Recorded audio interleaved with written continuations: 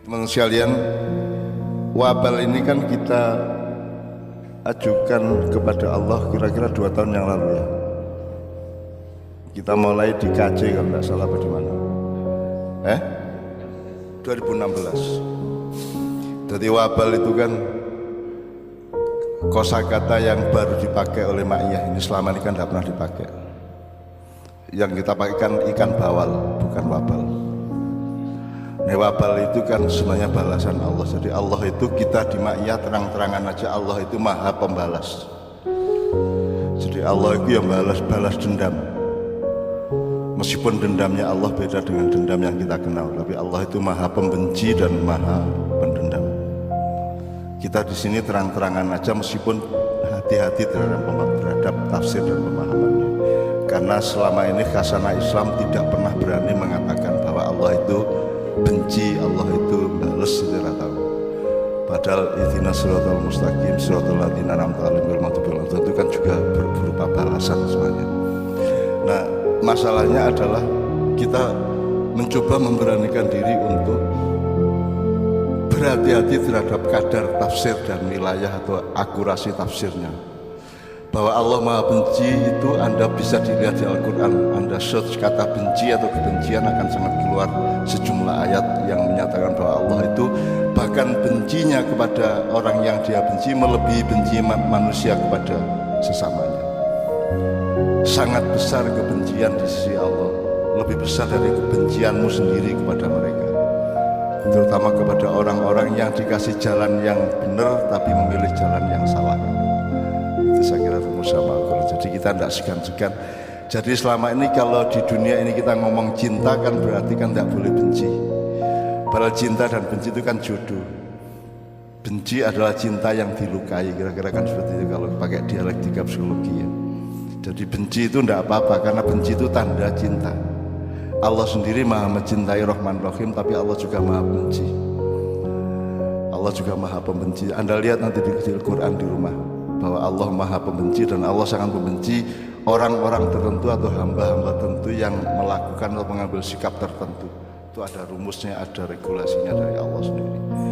Nah, maka kita berani untuk memohon wabal kepada Allah karena Allah maha membalas.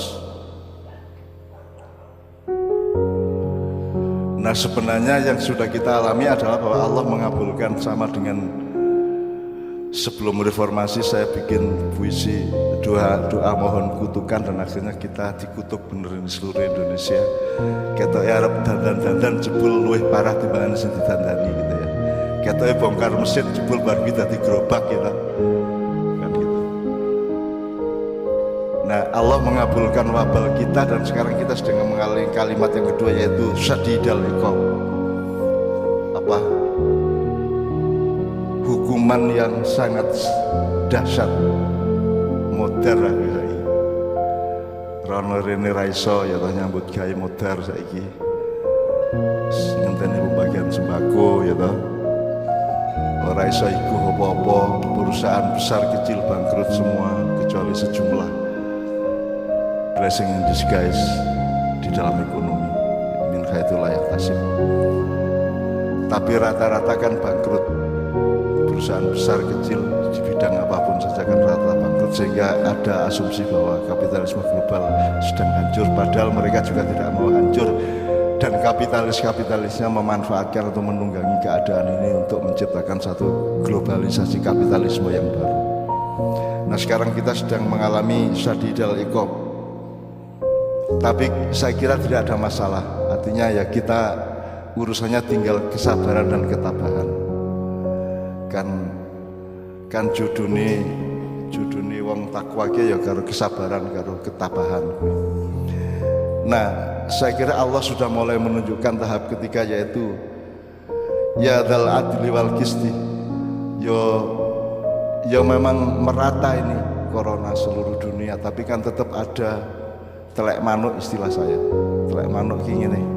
Kowe nek liwat alun-alun, liwat kantor pos Malioboro kayak ono apa jenenge, ono alat listrik njuru keh manuk gereja keh banget kan, ono sing ketelekan. Yang disebut nasib adalah sopo sing ketelekan gitu. Ono sing ketelekan ana sing ora. Jadi ku meng urusan telek manuk. Nah sekarang adli wal qisti, al adli itu adalah keadilan dalam perspektif yang luas, tapi kalau al qisti keadilan dalam perspektif yang spesifik. Jadi orang global tapi juga detail. Jadi adlun itu ya adil nabi menyeluruh universal, tapi kalau qistun itu keadilan dalam arti yang spesifik. Jadi orang mungkin Gusti Allah orang adil secara detail. Innallaha la yastahi ayyadriba mathalan ma ba'udatan wa ma fawqaha. Artinya sampai sekecil nyamuk pun Allah itu ngurusi sedemikian rupa, sehingga sekarang saya mohon kepada Allah dan memang sudah dikabulkan pelan-pelan bahwa teman-teman Ma'iyah mendapatkan adlun wa qistun. Artinya kue ora kena ya kue mengalami syadidal iqab, tapi kan tetap adlun wa qistunnya juga akan menolong kita bersama-sama. Tuhan Maha Adil dan keadilannya itu universal dan detail sekaligus. Ya dzal adli wal qisti. Ya, ini kita lantunkan sebisa-bisa dan nanti kita akan lihat, katakanlah akhir tahun kita akan bisa melihat akan punya kesimpulan baru mengenai sekarang kan kebenaran Ma'iyah sedang diuji oleh keadaan-keadaan global ini. Nah sekarang kita belum bisa menilainya, belum bisa sombong, belum bisa kecil hati, belum bisa minder, belum bisa putus asa karena belum sampai ke babak final. Kita baru ke babak penyisian, ini baru mengalami babak penyisian, sehingga kita nanti akan sampai kepada waktu di mana kita akan tahu sejumlah hal, nanti baru bisa kita klaim minimum untuk diri kita sendiri yang sekarang sudah kita lakukan. Ya dzal wabal, ya syadidal iqab, ya dzal adli, wa ya dzal qisti. Oke, tok sekarang saya serahkan kepada Mas Toto atau Mas Helmi untuk memulai. Salah satu yang saya usulkan untuk web caknun.com adalah tanya jawab atau diskusi, tapi terkontrol dan terukur. Karena selama ini kan satu jalur komunikasi hanya kita, dari kita tok, tapi tidak ada yang hanya terbuka rubrik menek blaming saja yang dari jamaah. Nah ini saya minta apa mungkin baik kalau kita buka lebih lebar pintunya, meskipun tetap dalam kontrol, karena kita tidak mau jadi milis liar, kita tidak mau menjadi medsos yang tanpa yang mengumpulkan para pemakan bangkai. Kalau di Al-Hujurat Gusti Allah wis dawuh ojo rerasanan, ojo membuli satu sama lain langsung atau tidak langsung. Wala yaghtab ba'dhum.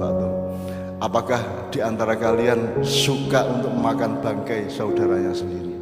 Apa menikmati keburukan orang lain melalui mulut kita atau di dalam hati kita, atau kita mencari uang sebanyak-banyaknya menari-nari di atas mayat orang lain? Nah sekarang ini kan yang saya sebut tadi, justru kapitalis global nasional sedang menari-nari di atas mayat-mayat korban corona dan ketakutan orang terhadap corona. Itu nambah garis tumuh itu di Al-Hujurat ayat berais 12 ya, coba ayyakulalah ma'akhihi maitan fakarihtumu wattaqullaha innallaha tawwabur rahim. Ya, artinya wahai orang-orang yang beriman, saya dari awalnya jauhilah banyak dari prasangka, sesungguhnya sebagian prasangka itu dosa, dan janganlah kamu mencari-cari kesalahan orang lain, dan janganlah ada di antara kamu yang menggunjing sebagian yang lain. Apakah ada di antara kamu yang suka memakan daging saudaranya yang sudah mati? Tentu kamu merasa jijik, dan bertakwalah kepada Allah. Sungguh Allah Maha Penerima Taubat, Maha Penyayang. ya sekarang medsos dan internet itu kan sangat dipenuhi oleh para pemakan bangkai, itu maksud saya. Kalau dari idiom ayat Al-Hujurat ayat 12 itu pemakan bangkai, jadi senang banget menikmati kehancuran orang lain, senang banget menghancurkan orang lain, senang banget melakukan karakter assassination atau pembunuhan karakter atau DMH-isasi atau Dumaiyaisasi atau segala macam yang sebenarnya sedang kue jadi orang jadi kanibal. Kalau kanibalisme itu kan makan daging, sumantoisme kalau ya, makan daging langsung. Kalau ini kan makan karakternya, makan jiwanya, makan hidupnya, makan sejarahnya, kan gitu. Nah itu sekarang ini kan juga halangan kita untuk berubah di Indonesia itu adalah itu tadi, karena banyaknya pemakan bangkai yang berkeliaran di mana-mana. Dan hari ini saya berdialog sama dua orang, satu Dr. Pri Tulungagung, nomor 2 Pak Cosi Pratama, itu yang bikin lagu Asmaranya Mbak Novia. Pak Cosi Pratama mengatakan bahwa ini adalah rekayasa untuk restarting ekonomi dunia. Menurut dia, sebelumnya dia cuma mengeluh bahwa teman-temannya yang bikin APD itu dipangan karo wong Kementerian Kesehatan. Jadi Anda tahu ya, dalam keadaan normal saja nek kue iki pejabat terus kue duwe opsi tunggal untuk membeli sesuatu, maka kue golek perusahaan untuk partner, terus mesti regane kok unggah-unggahke ke mak aprakaruan. Jadi misalnya APD apa atau alat yang kita import dari Amerika atau dari Korea atau dari Cina yang harganya cuma $1.08, itu setelah kita pakai di sini, orang yang jadi konsumen kita suruh bayar 300.000, berarti itu hampir 10 kali lipat dari harga aslinya, minimum 8 kali lipat. Jadi kita bisa melakukan kapitalisasi atau komoditisasi keperluan kesehatan yang disebabkan oleh corona ini.